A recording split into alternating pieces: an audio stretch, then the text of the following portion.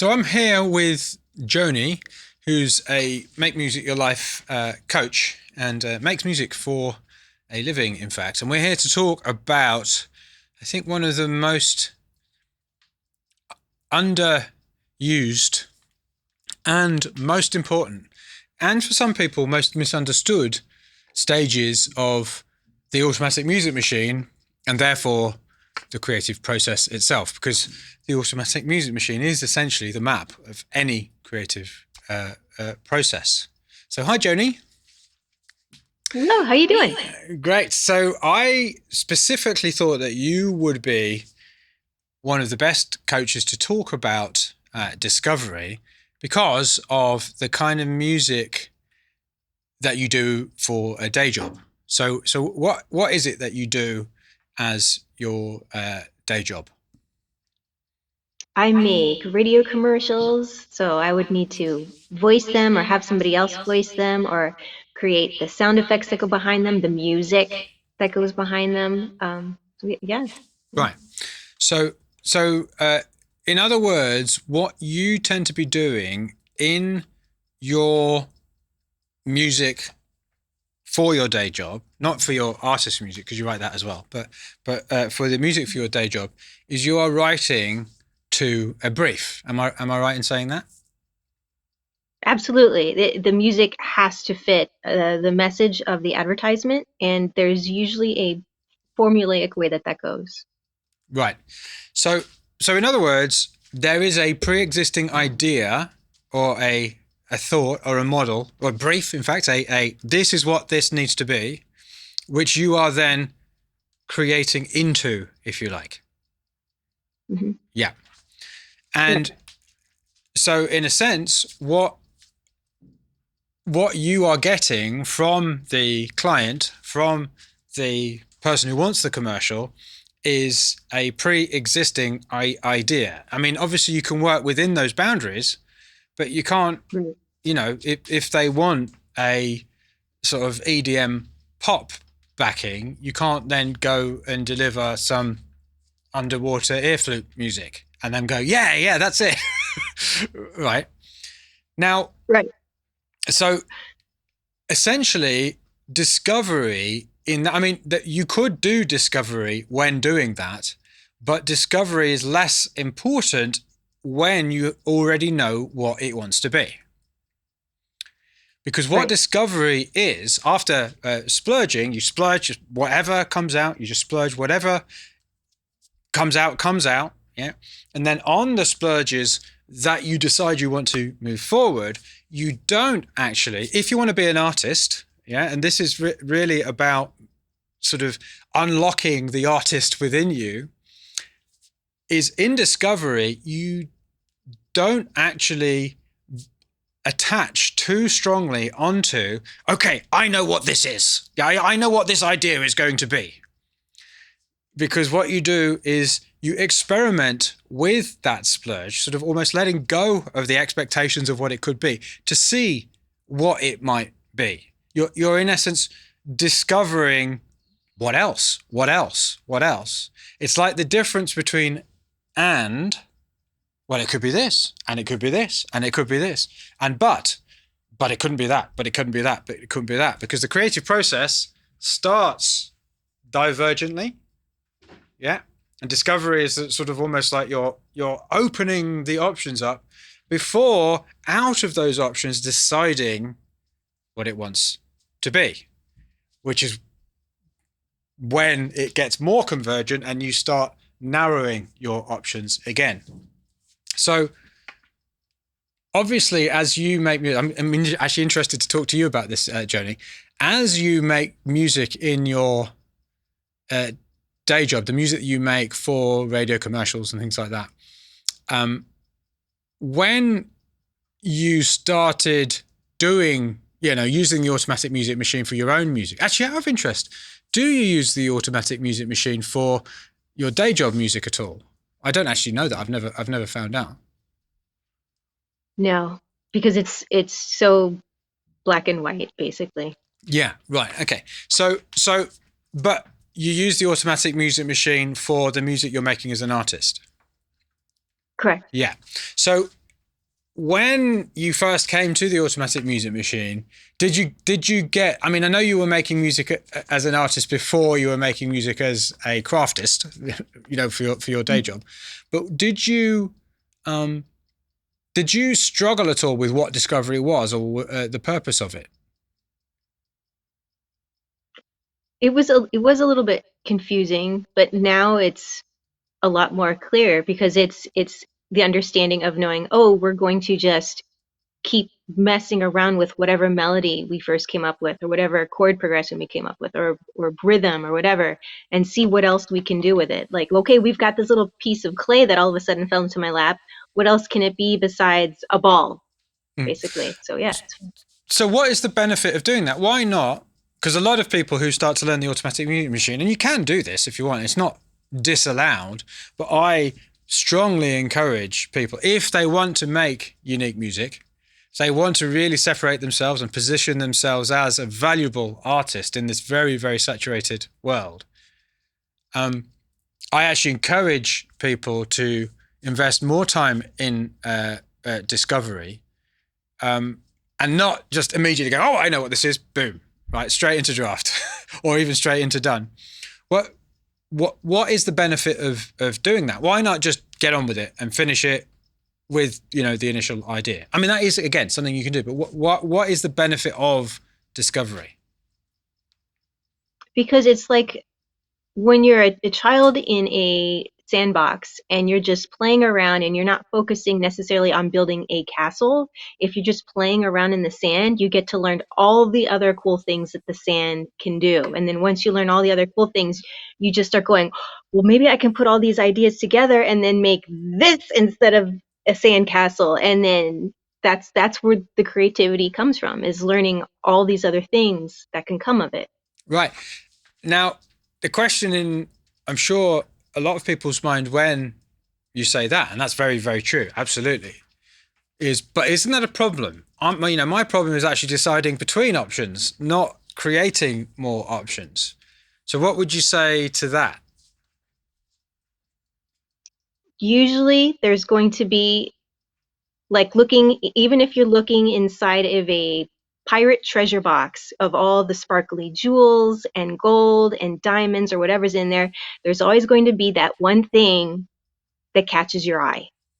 That's going to lead you to something else and something else and something else. But it's allowing that treasure box to be there, which so that you can have something that catches your eye, that you were like, Right, this exactly. thing. So in other words, what discovery is again leveraging quantity to find the quality, right? Yeah. So it's yet again, it's actually like the number. If you have a lot of options, if you try many things, and we're not talking about spending months and months in discovery at all, but it's just doing more discovery and allowing yourself to just let go of your expectations, because you can always go back to the way it was before. Allows you to scratch those itches, try all of those different things. And often what will happen is you realize, well, actually the initial idea is the one. Okay. And so, and then even if you reject all of the things that you do in discovery, which does happen sometimes, what that actually does psychologically is it gives you more certainty that you're on the right track, which helps you through the later stages as well. So I think one of the mistakes that a lot of people make is they think that if I don't use this thing that I'm creating now, then it was a waste of time. And the thing, that's not true. By saying, I could do this, I could do this, I could do this, I could do this, I could do this, and then rejecting them, you're actually realizing, you're actually creating the certainty. No, this is the path I want to take. Yeah. That shiny thing in that box of jewels, if it was just on its own, you wouldn't know its value as much as when it's compared to all of the other slightly less shiny jewels. Right? What's more, as we've been using these kind of metaphors of playing, discovery is a whole lot of fun when you're able to let go of those expectations and musts and all of that. Oh, I already know what it is. I'm just going to force this thing through as quickly as possible. Yeah, it's actually a lot of fun just to invest some time trying stuff out. Really just letting rip, and it's so valuable to your kind of motivation, and being less kind of intentional all the time. Because the other thing is that even though we are creating more options in discovery, because we have the automatic music machine system, that system, we can trust the system to make it easy to decide and remember what it is we're doing and not get overwhelmed. Because so much of the stuff that does make us overwhelmed with options is actually taken care of by the system. So it gives us the opportunity to be more free, to try many more things and not get overwhelmed, because that's what the automatic music machine is. Because I was always, before I had the automatic music machine, I was always worried about creating too many options, because then I couldn't decide. But that's what the system is for. So if you were coaching a new machinist, which is what we call people who start using the automatic music machine, if you were to start coaching a new machinist, how would you suggest they go about doing discovery? What do they actually do? First they pull up their original splurge, which is original music idea, and then just start coming up with contrasting ideas to the original idea. Yeah, so What there's would a you do? number of different discovery games that you can play that we're always developing, but have developed. But one of the core principles behind a lot of them is do the opposite. Right? Do the thing that you wouldn't do. Right? Yeah. So a lot of discovery games are like that. If you ever heard of Brian Eno's oblique strategies, those cards. Basically, if you haven't, Google it. I won't explain them, but basically, Brian Eno, the absolutely amazing musician, producer, one of my heroes, made this set of cards, and they help the creative process. And a lot of those oblique strategies are essentially discovery strategies. You can find a lot in there. It's like one of them is do the opposite. Yeah, or that's just a little phrase, and you open the card, do the opposite. Or what wouldn't you do? I don't know if that is one, but I could imagine that being an oblique strategy.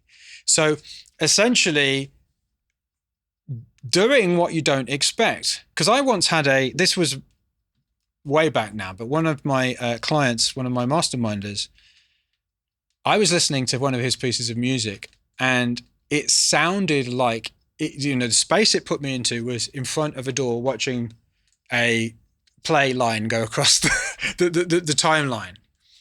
And the ideas were great, but there was just something about it that was very well thought out and expected. There weren't any surprises, right? There wasn't anything that kind of grabbed me, although it was good. So I played him something. I think it was by Overmono. I think he was an electronic artist, and it was by Overmono. And he said, "Oh," he listened to it. I said, "Well, this is very. It really kind of captures you immediately." And he said, "Oh, I don't think I have the sound design abilities to do that." And I was like, and I said to him, "Do you know? I don't think that they're actually designing their way into this." Because I could hear what they were doing with the particular track I was playing. I can't remember what it was now, but you could hear that they found it. It's like they were in the creative process, trying different things. They had ideas in their head, and then something that they weren't expecting popped up, and they went, that. They discovered it. It wasn't something that they thought of. You can just tell. And if you listen to something like the Song Exploder podcast, which is loads and loads of different musicians and music producers of all different kinds talking about their creative process. And it's very valuable to listen to all of them, so you get a kind of, you start pattern matching what people do. Over and over again, you hear this. Oh, I didn't expect, actually this track came out of an accident, right? Now, I actually think to call discovery happy accidents is to massively, and this is what I mean by devaluing it and misunderstanding it, is to devaluing its essential importance in an artist's creative process. Maybe less so in a craftist's creative process because they're working to a brief, but certainly in an artist's creative process, it's absolutely core to their creative process. Actually creating the conditions where you're making mistakes, if you like, not following the intention, not following the program, is where you'll find those things you never would have thought of that are going to be way better than anything you can think of. If you've ever heard a piece of music and you go, God, I don't know how they thought of that. Chances are they didn't think of it. Chances are they discovered it.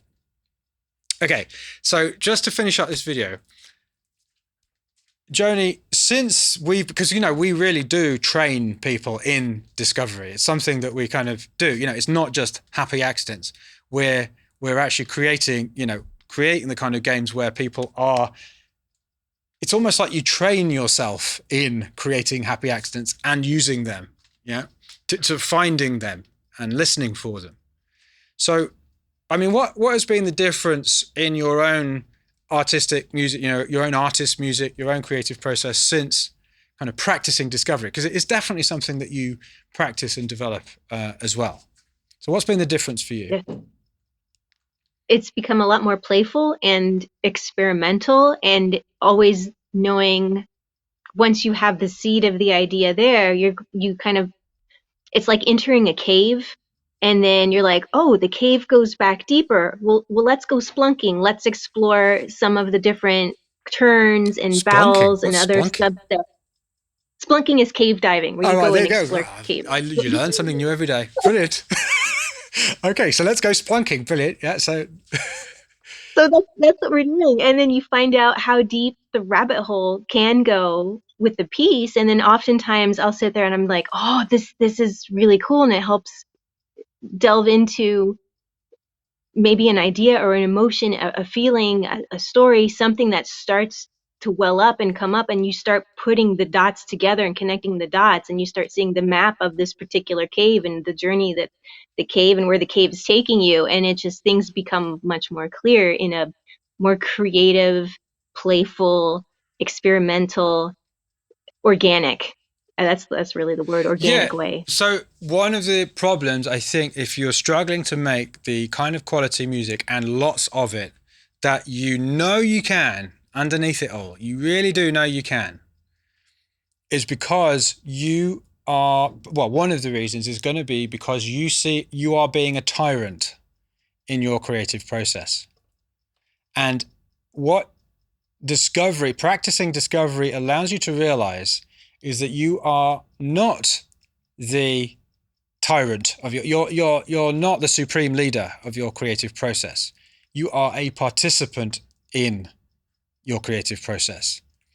And when you take that position, it's partial observer, it's partial participant, and it is partial director. There is partially that, but you've got to know when to take a step back and just let go of those preconceived notions about what this must be. That is when you find the artist that is right there.